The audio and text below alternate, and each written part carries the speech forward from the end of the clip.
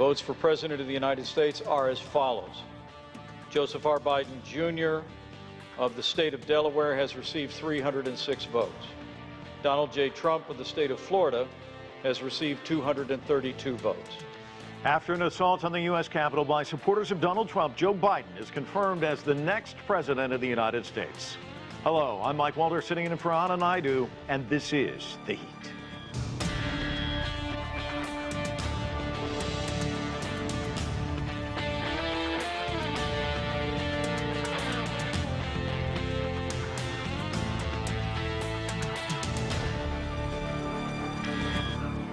It took the wee hours of the morning for it to finally become official, but Joe Biden will take the oath of office on January 20th. Ever since the November election, Donald Trump has been peddling false claims of voter fraud while urging the courts and Congress to overturn the results of the election. It all culminated on Wednesday when his supporters stormed the Capitol in an effort to intimidate members of Congress. For more, we turn to CGTN's Nathan King at the White House. So, Nathan, the insurrection failed. Now comes the fallout, everything from resignations to a social media ban and calls for President Trump's removal from office. In fact, CNN is now reporting that law enforcement is looking into President Trump's role in inciting the insurrection. What can you tell us?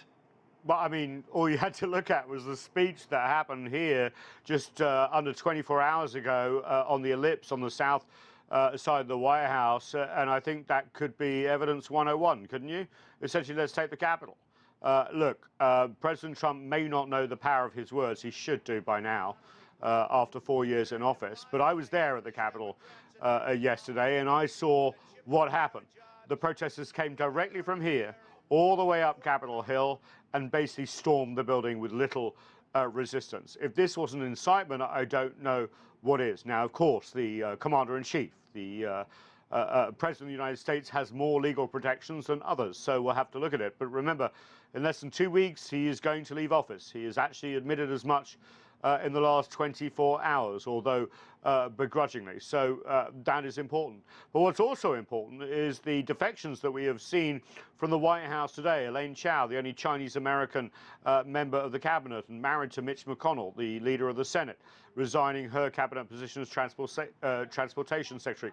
The former chief of staff, Mick Mulvaney, leaving. Matt Pottinger, the big China hawk of the National Security Council, #2, although, you know, most of these people had literally planned leaving anyway. Matt Pottinger was going to go skiing in Utah, I understand. So, you know, I mean, all this seems a little bit cowardly, considering what happened at the Capitol yesterday. This was just essentially outright incitement. Now, whether you want to indict the United States president or not, we'll have to wait and see. It's always very difficult. Of course, Americans are very worried about spoiling their reputation in terms of democracy and the sanctity of the presidency. But if anyone deserved it ever, well, you know, I'm a historian. You have to go back pretty far, maybe 1876, maybe a little earlier, to find an example. 4 people did die, including a woman who was shot by police. What are the Capitol Police saying about how so many managed to breach security and take over the building? I mean, didn't they see this coming? Okay, there are 2 versions of this, the spin and the truth. The spin is that we were overwhelmed, we didn't quite understand what was going on, we prepare for this every day, but somehow we failed when it actually happened. The truth is, you remember I was standing there, right there, as the protesters came up, and I saw the argument between Capitol Police and the demonstrators, stroke rioters, and essentially there was a back and forth, but they actually opened the gate and let people in. Now, whether it was a crowd control measure or not, well, it was a very bad idea because they didn't have enough people to fend off the protesters. And I can tell you, there are, you know, every officer is different, but there were several that I saw shaking hands with people, enabling them. Some were agitated, some weren't. They also refused for many hours to allow the DC police, who were surrounding the entire area, but of course it's federal property, from being allowed on there. It was only after dark and the curfew announcement from Mayor Muriel Bowser that things started to change. The National Guard had been requested to come in, but as you know, Washington, D.C. is not a state and so therefore controlled by the White House. And the Department of Defense kind of slow-rolled the deployment of the National Guard, unlike they did back in the middle of the year with the Black Lives Matter process, where we had every federal agency under the sun, although unidentified, helicopters overhead. There were no helicopters, by the way, yesterday at the Capitol. So questions have to be asked whether it was incompetence, maybe, whether it was bad planning, or whether it was actually complicit. And that is a very, very difficult question for this nation to answer, because I can tell you for a fact, having covered demonstrations in Washington, D.C. all year, it was night and day compared to what happened on the streets outside here at the White House in the middle of the year and what happened on Capitol Hill yesterday. Thanks so much, Nathan. That is CGTN's Nathan King from the White House Force. There's a lot to talk about. Let's get right to our panel. Ameshia Cross is here in Washington, D.C. She's a Democratic strategist and political commentator. Joseph Williams also joins us from Washington. He's a senior news editor at U.S. News and World Report. Writer and conservative commentator Jadan Horyn is in New York, and with us from Seattle is the founder of George Washington University's History News Network. That's Rick Shenkman. Rick, why don't I start with you? I mean, he kind of touched on this. Elaine Chao, the wife of the Senate Majority Leader, he went to work yesterday, never imagining he'd get chased from the Senate chambers. She resigns today. A number of others. Mick Mulvaney, as Nathan was just pointing out, he said, I just can't do it. I can't stay. What do you make of this? Have we ever seen anything quite like it? And is it going to have any impact? Well, we have a national problem, but our national problem is a GOP problem. There's going to be a civil war inside the GOP. I wish there had been a civil war in the GOP from the time Donald Trump announced, but people went along and they allowed him to take over their party. Basically, he staged a coup on the Republican Party, and he took them over, and they thought that they could co-opt him, but he co-opted them. So now, finally, 4 years in, we're having the tire meet the road. And the problem, of course, is people still are not seeming to be willing to face the facts that he poses a major threat to our democracy. Even last night, after the trashing of the Capitol, the sacking of the Capitol grounds, you still had 120 Republicans who were saying, oh, well, we ought to challenge the election results because President Trump has told us we ought to challenge the election results. As long as this continues, where he holds the allegiance of a significant part of the establishment of the GOP, we're going to be in trouble. You know, Joseph, let me talk a little bit about President-elect Joe Biden. He will be the president of the United States just a couple of weeks from now. He had some really strong words about what happened Wednesday. Let's listen to what he had to say.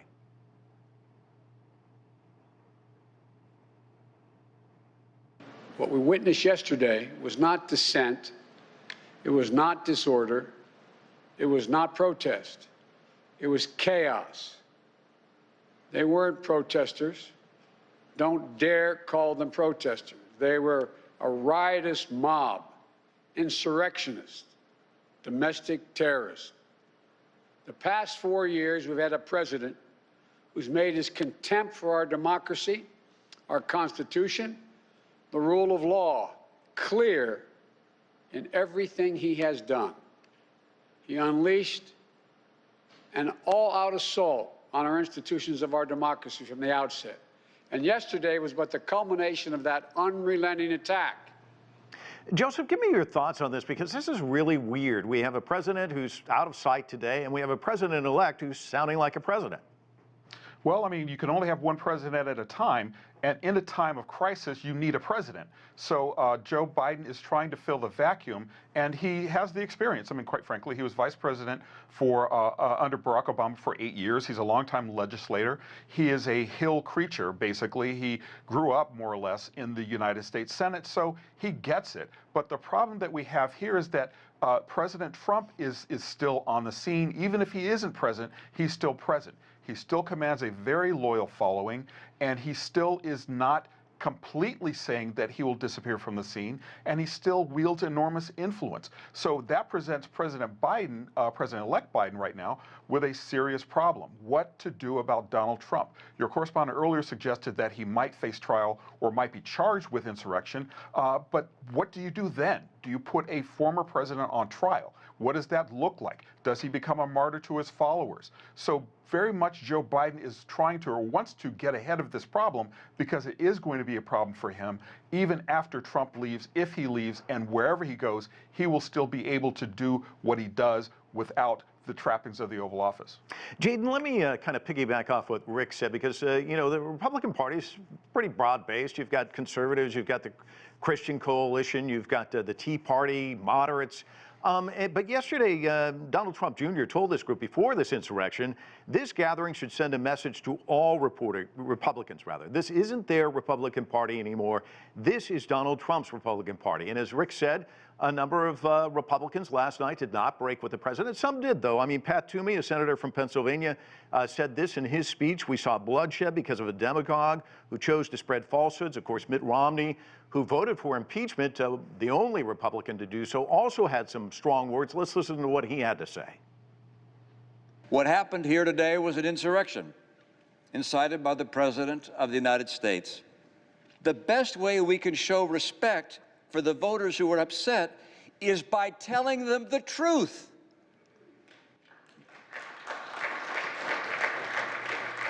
So, Jaden, to Rick's point, is there a civil war? I mean, where does this party go once Trump leaves office? There's absolutely a civil war in the Republican Party. And I'll say this as a former Hill staffer who worked in the Capitol, in the Majority Leader's office, worked for multiple members of Congress. It was horrifying to watch what we all saw yesterday. At the same time, we need to be very clear that the left media and left politicians spent the last 6 months cheerleading and gaslighting the American people about violence and protests, even as things were burned. And so suddenly this hand-wringing and recriminations that are occurring, I find to be so sanctimonious. I sat on this show 6 months ago and said with moral clarity that, you know, the violence that is occurring must stop. You know, what happened to George Floyd is an abominable thing, and police need to be reformed, but we cannot encourage violence because of the Pandora's box it will open. And here we are 6 months later, and the right has taken up what they saw on the left, what they saw the left cheerlead, and they're trying to do it, and it's just disgusting. And it needs to stop. What we need is national leadership to say that violence is not the solution to political problems. But the Republican Party has a real problem now, because no matter what, any president, when they win, transforms a party. And Donald Trump brought an entirely new ideology to the Republican Party. He discarded the idea of Reaganism and Bushism and replaced it with populism. And so what we saw with the defeat of both Loeffler and Perdue is the total dismantling of the Republican old guard. And had yesterday not happened, I think you would have seen that there was no civil war. But after what happened yesterday, I do believe that many traditional Republicans, evangelical Republicans, will stand up and say, hold on, is this the future we want? We like some of their ideas, but this idea of violence, it's disgusting. Ameshia, let me bring you in, because I saw you shaking your head. Absolutely, because it bothers me to hear anyone try to equate what we saw yesterday, insurrection, what we saw yesterday, complete abuse of all things in regards to our democratic form of government. What we saw yesterday was an attack on democracy itself. That is not the same thing and should never be equated with the BLM protests that were 98% peaceful across this country and also were taking part across the globe. These individuals were not out here protesting and trying to protect civil rights. They were not protesting against police brutality. They were protesting or rioting. Let's not even call them protesters. They were rioting because President Trump told them to. They were rioting because there were tweets from this president over and over for the past 3 months, a call to arms. They were acting a complete and plumb fool because they had a president who incited them to riot. They had a president who gave them a date. They had a president who told them where to go. They had several right-wing media sources that were all up in arms and excited about what was to happen. And these are people who organized in plain sight what they were going to do. So I think that to have anyone on this show or any other show complain and try to equate this with BLM is quite frankly disingenuous, because what happened yesterday was a base of conservative people who believed hook, line, and sinker wholeheartedly what President Trump has been touting for months now, that he won an election, that the election was stolen from him, things that are absolutely fallible, things that are absolutely untrue, things that have actually been thrown out of courts across this country. And he not only had Republicans stand by him in the Senate, as disgraceful as it was yesterday, even after all of this riotous behavior, but he also has so many people who still to this day believe it, and they're not going to go away. These are individuals, that was one attack. These are the same individuals who talked on social media for weeks now about planning the same attacks or similar levels of attacks on state houses across the country, in Georgia, in Ohio, in Michigan, in Wisconsin, in battleground states where we saw that President Trump lost. So again, this is something entirely different. These are people who do not believe in the democracy for which we stand. These are people who believe in conspiracy theories. These are people who Trump incites. And these are people who are dead set on trying to do his bidding, regardless of how they end up and the lives they put at risk. Ameshia, House Speaker Nancy Pelosi joining the Senate Minority Leader in demanding Trump be removed from office. Let's listen. The President has committed an unspeakable assault on our nation and our people. I join the Senate Democratic leader in calling on the Vice President to remove this president by immediately invoking the 25th Amendment. If the Vice President and Cabinet do not act, the Congress may be prepared to move forward with impeachment. That is the overwhelming sentiment of my caucus. Ameshia, there is not a lot of time left in his term, 13 days. Is this realistic? I mean, it's a very tight window to do anything, isn't it? This is an action, and I believe it was smart on Pelosi's part in showcasing that this is a guy who has committed criminal acts over and over and over again in broad daylight, and he should be held accountable. Does the time run short? Absolutely. I think that at this point, impeachment would be interesting, slightly far-fetched.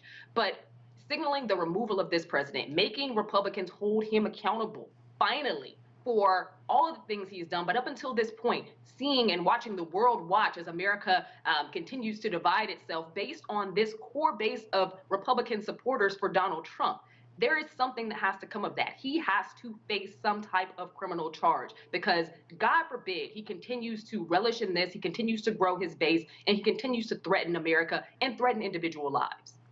Rick, John Bolton, who was the national security advisor for a time, says that the 25th, it just won't work. He said, you know, you could have let's say the Secretary of State signs on to do this, Trump gets wind of it, he fires him. Suddenly the signature doesn't mean anything. Is he right? Yes, I actually watched him a couple hours ago on television, and I thought he made a pretty persuasive case that the 25th Amendment is problematic. Pence would have to operate in complete and utter secrecy and then conspire with these members of the cabinet to get at least a majority to go along. And in the interim, if Trump gets wind of it or he thinks that, you know, this guy or that gal is a weak and, well, maybe I better get rid of him right now and put in my lackey. So it's a problematic mechanism. I think the better mechanism at the moment is to go ahead with impeachment, and even after Trump is out of office, to continue to follow the process, because it gives the Senate Republicans an opportunity once and for all to repudiate Trump, and they could then take a vote which says he is no longer able to hold federal office under the Constitution. And that's what I would personally like to see, because I don't want to see him hovering out there running again in 2024 or threatening to. We have to put a stop to this. He's making cues. He's giving cues to millions and millions of people who don't follow politics closely, don't have an independent view of politics, where they're basically just listening to him, reading his tweets on Twitter, and they have an entirely skewed view of what's going on. And if we've learned anything from the Trump 4 years, it's that we have to have truth. Truth has to be the basis for our democratic politics. Now, human beings, I've written several books on this, human beings don't like the truth, particularly when it comes close to them and is uncomfortable. But the leaders of our country have got to begin speaking the truth and number one truth right now is Donald Trump is a liar. He can't be trusted, and he needs to be separated from his voters. Jadan, in the past, of course, when Richard Nixon resigned, it was Barry Goldwater, a senator, who went and told him, look, you've got to step down. Is there anybody in the Republican Party that can talk to him at this point? I don't think so. You know, I have to say this, irrespective of what we think ought to be done because of the gravity of yesterday's events, you know, Donald Trump did receive, you know, nearly 75 million votes, 80 million votes in the presidential election. And we have to understand that, you know, what is called for by the political and media class in New York and DC will resonate in an entirely different way to people back home who, you know, don't believe everything the media says. They don't understand, and frankly, they don't care about narratives and contextualizing. And they'll see it as what, you know, the president will call it, and many of his supporters will call it, which is, you know, a form of a coup or counter coup, wherever we're actually at now, which is kind of ridiculous. But it's going to do far more harm than good. And I think we need to understand that with 13 days left, the hyperbole and the gasoline that has been thrown on the fire by Democratic politicians needs to be ratcheted down incredibly. The Republican Party and Republican politicians and most media members on the right have denounced this. They have no intent of allowing a president, should he really, really, really decide to do something, of letting him do it. So I think we need to be very clear that with 13 days left, we need to focus on what Joe Biden is going to do to bring our country together. And I will say, back to Ameshia's point, you know, I have immense respect for her. She is an advocate, a strong advocate for her side. But many people on the left were free and clear with their absolute cheerleading of violence, the burning of homes and businesses. And I think we need to understand that the one person on the left that was very clear and held the same point as most Republicans did yesterday was Joe Biden. He came out 5 times, including after the death of George Floyd, and called for violence to end. Unlike many on the left, and unlike many of the members of Congress who justified it. And so I think he is the one who ultimately is going to be needed to unify our nation, and that we should be calling on him as members of the media to look at what that plan is going to be past 13 days, not navel gaze and focus on what's going to happen with Donald Trump. You know, the House is going to do what it's going to do. Nancy Pelosi can certainly introduce articles of impeachment and impeach him again, and that's her prerogative. But ultimately, it needs to be how our nation moves forward. Joseph, I want to ask you a question. I heard somebody today say this is unthinkable, but it wasn't. There was a warning. It came more than a month ago. It was Gabriel Sterling, a top Georgia election official. He said the lies, the misinformation, they have to end. He said this: someone's going to get hurt, someone's going to get shot, someone's going to get killed. We saw that yesterday. And he also urged leader of his own party to take responsibility. All of you who haven't said a damn word are complicit in this, he said. We have seen Republicans who wouldn't even say he was president-elect. I mean, they kind of went along with the charade. Should they be held accountable? Well, should and will are 2 different words, right? I mean, they should be held accountable because we had 4 years of a president who basically was running wild. I mean, I can think of at least 10 incidents on the top of my head that would have called for disqualification, that would make Nixon blush, and that the Republicans stood mute. They said nothing because they were getting what they wanted. They were getting judges, they were getting tax cuts, they were getting legislation, they were getting deregulation. So I think it's kind of disingenuous also to suggest that Joe Biden was the only person on the Democratic side to condemn violence. And I also think that what is it going to take? I mean, we have 14 days left, and this happened on the 15th day. And we have no rock-solid, ironclad assurances that President Trump will leave when it's time for him to go. He's couched all of his remarks in leaving the office with, well, yeah, I guess I'll go. Well, yeah, maybe. Well, okay, what about a definitive yes? We still don't have that. We still didn't have that yesterday.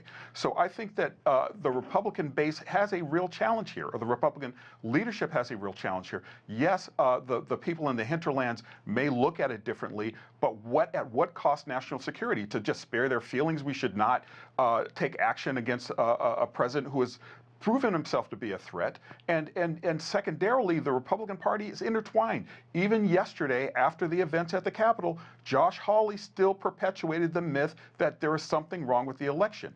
The thing that could happen out of all of this is that further voter regulation, further voter requirements may be on the horizon. Certainly there's been talk of that in Georgia. And if that happens, the Republican Party will not at all have to reckon with what has happened over the last 4 years. And I think that the reckoning is what really needs to take place. And I don't think it at all will happen as long as Donald Trump is on the scene and as long as Republicans owe their offices or fear their base to try to stay in office. I don't think the reckoning will ever happen. I don't think the accountability will ever happen. Ameshia, let's talk a little bit about reckoning with the Capitol Police. I mean, Jaden's mentioned the comparisons with the Black Lives Matter. I mean, there's a comparison right there, how they responded to these people versus the Black Lives Matter protests here in Washington, D.C.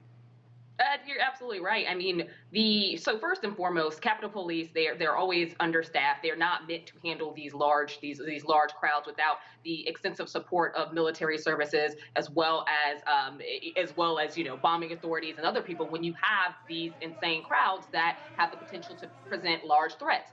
For Black Lives Matter specifically, we saw that in D.C. as soon as there was and in other cities across the country, as soon as there was a Black Lives Matter protest that was scheduled, these things were in place. National Guard, there were armored tanks, there were people who it literally looked like a military occupancy, even for peaceful protesters just holding signs and chanting down the street. But I would argue that falls into the American tradition. They always over-police and act as though there's going to be a terrorism or a terrorist-like attack when Black and brown people are involved. But when the protest or the insurgency is largely Caucasian, they just don't call them in. I think that that's something that we need to take up with our police forces in general. But I also think that because President Trump is the president that he is, and because we are in D.C., the nation's capital, there are a lot of things that him and those within his administration would have had to call on in terms of police forces, which he did not do. Yeah. And he didn't do it because he's the person who incited the riots to begin with. Rick, let me ask you this question. Vice President Mike Pence says he's going to attend the inauguration to demonstrate a show of support for the peaceful transition of power. What does that do in terms of healing? Well, I certainly don't want Donald Trump showing up at that inauguration. I hope he's not being invited, and if he is, they've withdrawn the invitation after yesterday's apocalyptic event. I think the fact that Pence wants to come, okay, he handled himself well yesterday, so I don't think it violates any norms of decorum to have him there. I think that would be very, very useful to have him shaking hands with Joe Biden just before Biden takes the oath of office as the next president. That would be a magnificent symbolic moment in our history. I want to say one thing, though. I want to go back to this, circle back to this issue of policing. We certainly have a police problem here with what happened yesterday, but the problem is much, much worse. We can't complain about the police failing to protect American democracy yesterday because we handed over the keys to American democracy 4 years ago. That's got to be what the focus remains. We turned over the keys of the House of Democracy to Donald Trump. How did that happen? We have to ask ourselves hard questions. There's institutional flaws that led to this. The GOP establishment didn't fight hard enough to keep control of their party. Well, that's going to do it for us. Thanks so much for joining us. That's this edition of The Heat. I'm Mike Walter in Washington, D.C.